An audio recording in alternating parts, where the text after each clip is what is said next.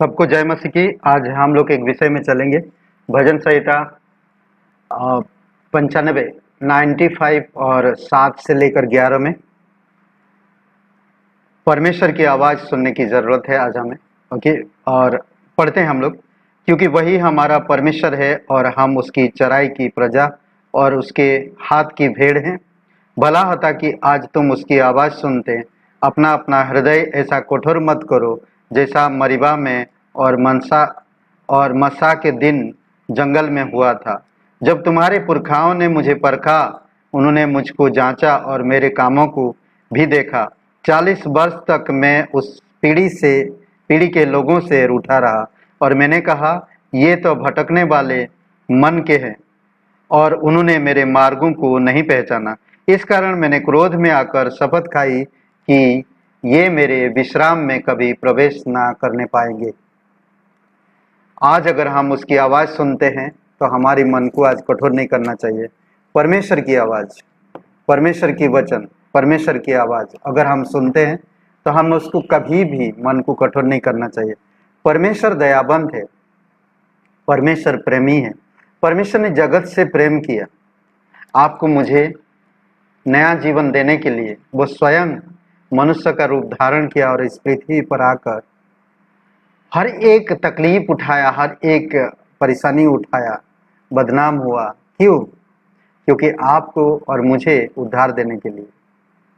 परमेश्वर इतना महान परमेश्वर है और इतनी पवित्र है और इतनी धर्मी है कि हम अंदाजा भी नहीं लगा सकते। वही परमेश्वर आज आवाज दे रहा, आपको मुझे पुकारा है। पहला कुरिन्थियों का, आई थिंक दूसरा कुरिन्थियों का 5वां अध्याय में कहता कि जो कोई मसीह में है वह नई सृष्टि है। अगर आप और मैं नई सृष्टि है, यूहन्ना का 3 अध्याय, आप और में नया जन्म मिला है हमें, हम आत्मा से जन्म लिए हैं। आज अगर आत्मा की आवाज आती है तो हमें सुनना चाहिए। मन को कठोर मत करिए।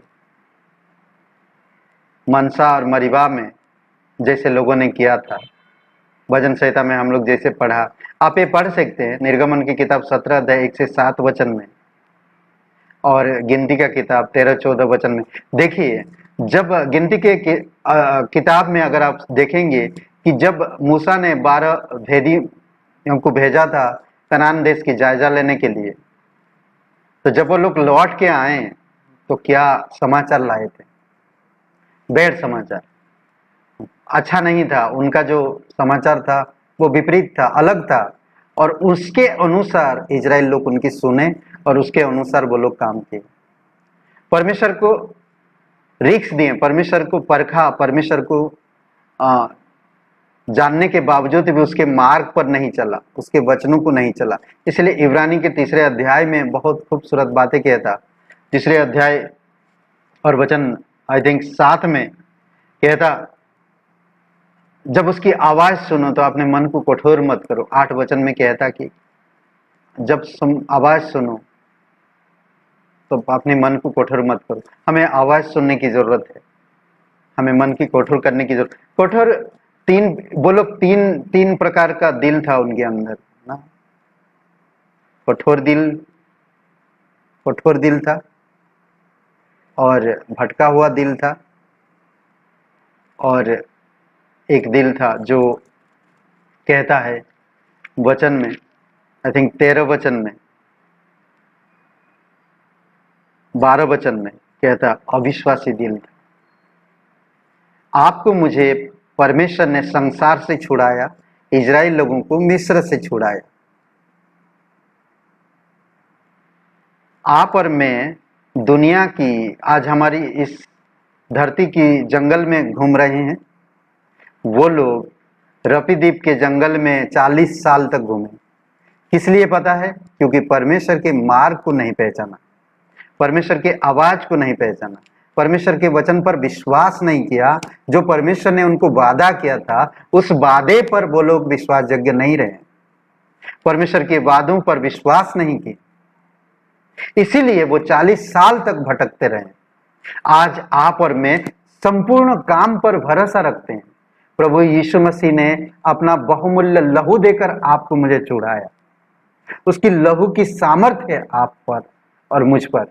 आज हम उसकी लहू के द्वारा इतनी सामर्थ्य और हम नया जन्म मिला है। इस नया जीवन को हमें व्यर्थ नहीं गंवाना है।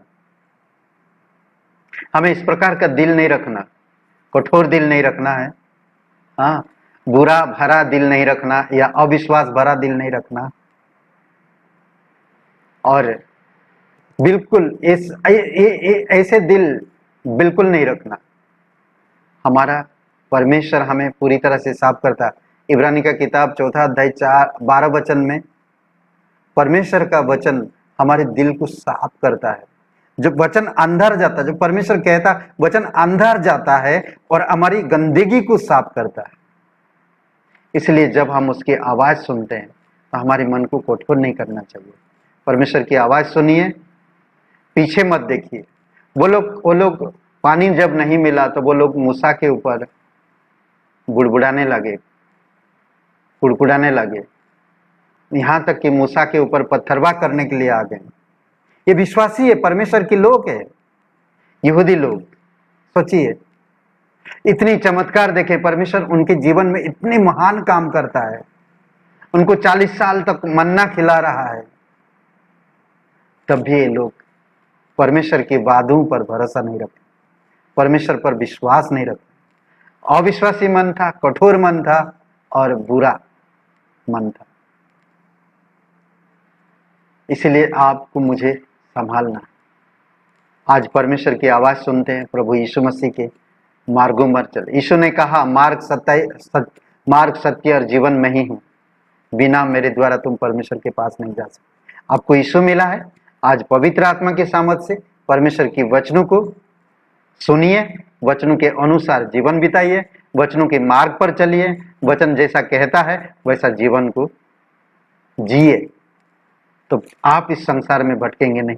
आज बहुत से मसीह लोग भी भटक रहे हैं, भ्रमित है, वचनों पर भरोसा नहीं करते। वो लोगों की बातों पर भरोसा करते हैं, इसीलिए आज भी भटक रहे हैं। वचन सुनते हैं, सुनिए, उसको अंदर लीजिए, उसके अनुसार व्यवहार करिए। परमेश्वर आपसे प्यार करता है। परमेश्वर आपको कभी भी इस प्रकार भटकने नहीं देना चाहता। परमेश्वर का इच्छा था कि वो लोग मिस्र में रहे? नहीं।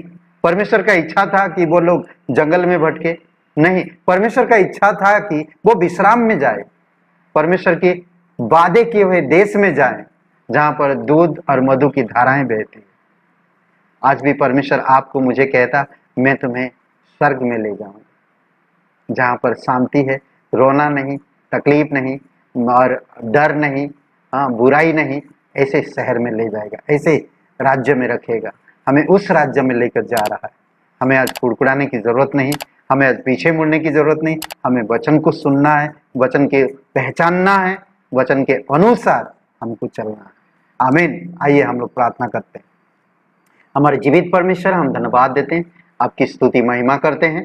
स्वर्ग और पृथ्वी बनाने वाला पिता, तू प्रत्येक लोगों को जानता और समझता भी है। प्रभु, हम धन्यवाद देते जब हम आज आपकी आवाज सुने, वचन सुने, वचनों के मार्ग पर हम चल सके, हमारे जीवन वचनों के आधार पर होए। प्रभु यीशु, आप हमें अगुवाई करो, प्रत्येक भाई बहनों को आशीषित करो और उन्हें सामर्थ के साथ तेरे वचनों के मार्ग में अगुवाई करो।